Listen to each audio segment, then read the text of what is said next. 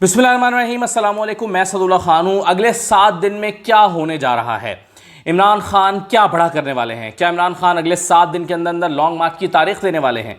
क्या ये लॉन्ग मार्च वैसा ही होगा जैसा 25 मई को हुआ था और उसका कोई नतीजा नहीं निकला था?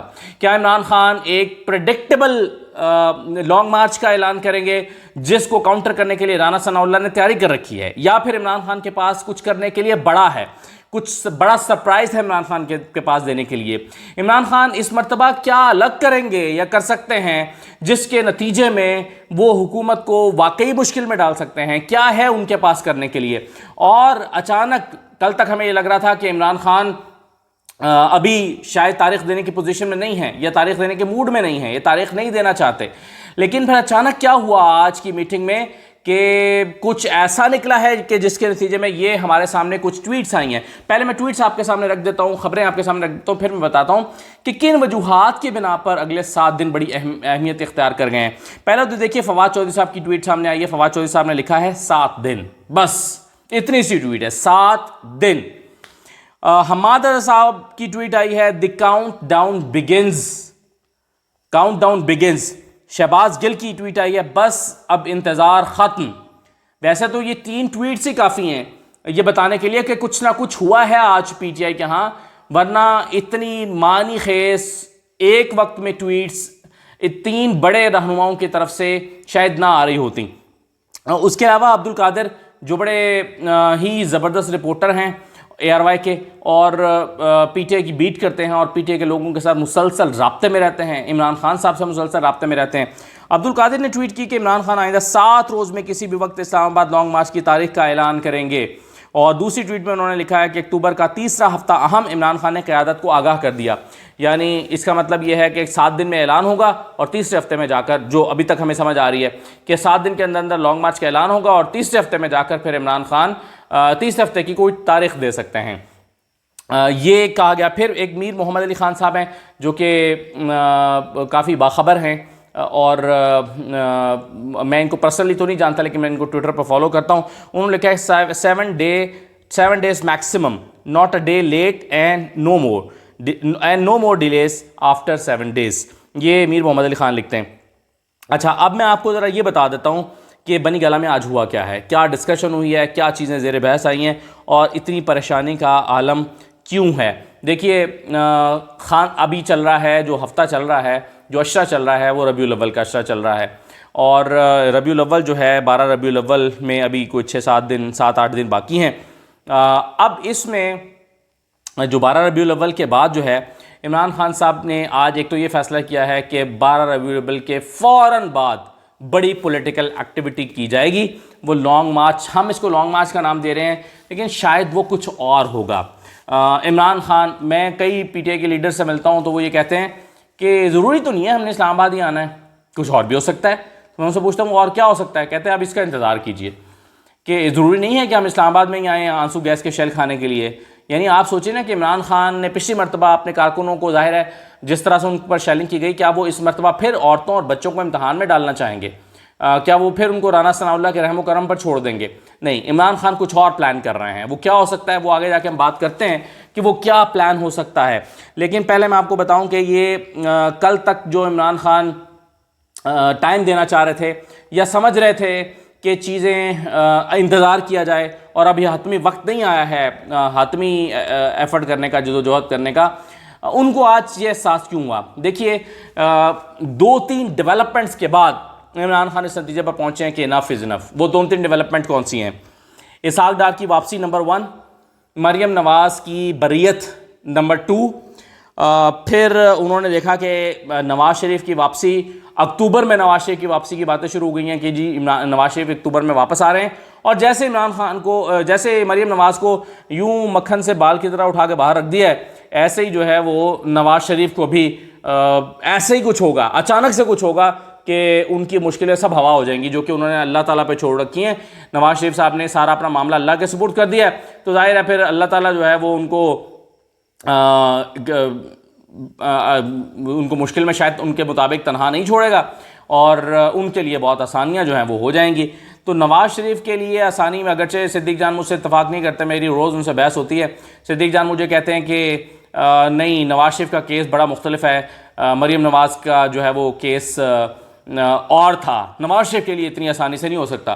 تو میں ان سے یہ کہتا ہوں کہ جب نہیں ہوتا تو مریم نواز یہاں سے پاکستان کی حدود سے چھوڑ کر باہر بھی نہیں چند دن کے لیے جا سکتی، اور جب نہیں ہونا ہوتا تو مریم نواز جتنا مرضی زور لگا لیں ان کو یہ سزا ختم نہیں ہوتی، لیکن جب ہونا ہوتا ہے تو جھٹکا لگتا ہے، پتہ ہی نہیں چلتا۔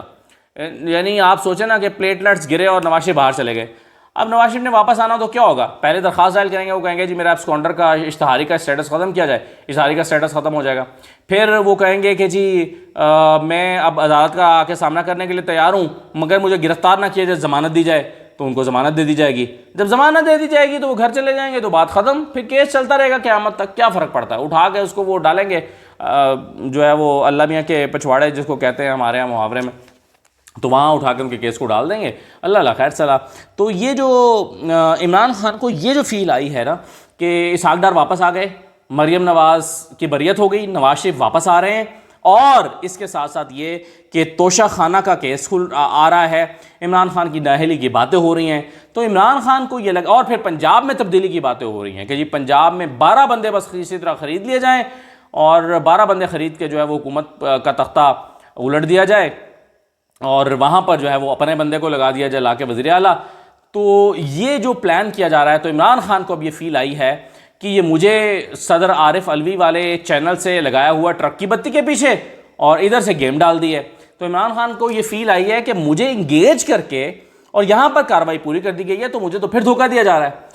تو یہ فیل جیسے عمران خان کو آئی ہے، تو عمران خان نے اپنی پارٹی رہنماؤں کو اس کو کا اجلاس بلایا اور ان سے بات چیت کی ہے کہ ہمیں بس اب انف از انف، صبر کا پیمانہ لبریز، اب ہمیں اپنی فائنل کارروائی کی طرف بڑھنا ہے۔ میں آپ کو یہ بتا دوں، کچھ سورسز میرے یہ بتاتے ہیں کہ آج کی جو میٹنگ تھی یہ بنیادی طور پر اس ڈیسیجن کے لیے نہیں بلائی گئی تھی، بلکہ آج کی میٹنگ بلائی گئی تھی کہ اکانومی کی ذرا بات کی جائے، اسحاق ڈار کیا دوبارہ سے ڈالرز مارکیٹ میں پھینک کے ڈالر کو نیچے لا رہے ہیں یا کیا کر رہے ہیں۔ پھر آج کی میٹنگ میں یہ بھی ڈسکشن ہوئی کہ انٹرنیشنل مارکیٹ میں تو پیٹرول $50 کم ہوا ہے فی لیٹر، انٹرنیشنل مارکیٹ میں $50 فی لیٹر کو 70 کے قریب آ گیا ہے، اور ادھر ہمارے یہاں صرف $12 کا لالی پاپ دیا گیا ہے۔ تو ہونا تو یہ چاہیے تھا کہ اتنا بڑا انٹرنیشنل مارکیٹ میں جب قیمتیں گری ہیں تو ہمارا پیٹرول جو ہے وہ $60-70 کم ہونا چاہیے تھا اصولی طور پر۔ بھائی ادھر $50 کم ہو رہا ہے تو آپ کو کیا مسئلہ ہے کہ آپ $50 کم نہیں کر سکتے، یا $60-70 کم کرنا چاہیے تھا، لیکن وہ نہیں کیا گیا، اور وہ جو قیمتوں کا فائدہ ہے وہ عوام کو پہنچانے کی بجائے حکومت کے جیب میں ڈالنے کا پلان کیا گیا۔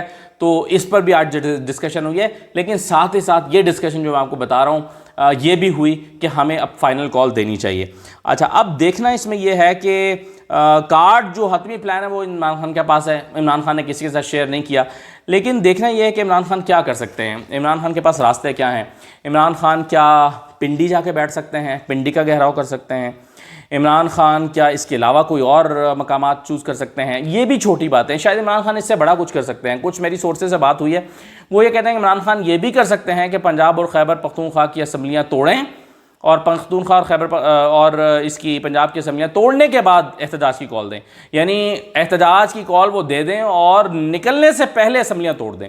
تو یہ کیسی کیوس کی صورتحال ہوگی جس کو ہینڈل کرنا کسی کے لیے بھی آسان نہیں ہوگا، کہ حکومتیں ٹوٹ چکی ہوں گی، عمران خان سڑکوں پر ہوں گے، اور اتنی بڑی بے چینی پیدا ہو چکی ہوگی، اتنا بڑا پرابلم پیدا ہو چکا ہوگا، کیوس ہوگا، کہ اس کے نتیجے میں پاکستان کی تمام قوتوں کو بیٹھ کر ساتھ جوڑ کر الیکشن کی طرف بڑھنا ہی پڑے گا۔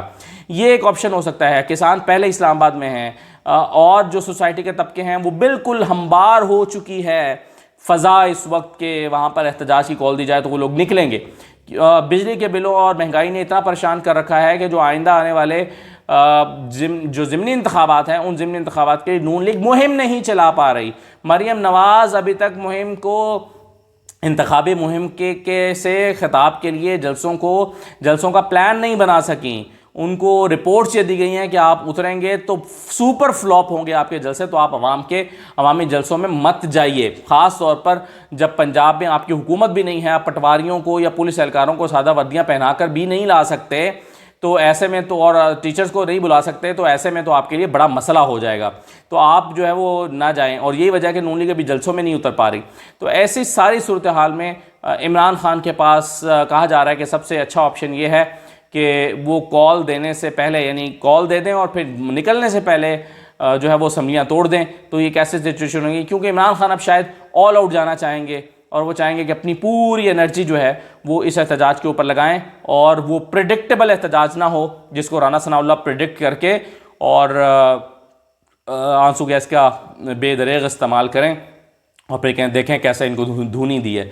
تو میرا خیال ہے اس سے بچنے کے لیے عمران خان یہ پلان کر رہے ہیں، لیکن میں نے جو ٹویٹس آپ کے سامنے رکھی ہیں فواد چودھری، حماد اظہر، شہباز گل اور باقی لوگوں کی، کہ 7 دن بڑے امپورٹنٹ ہیں، یہ عشرہ ربیع الاول کے مکمل ہوتے ہی کوئی بڑی پولیٹیکل ایکٹیویٹی ہو جائے گی۔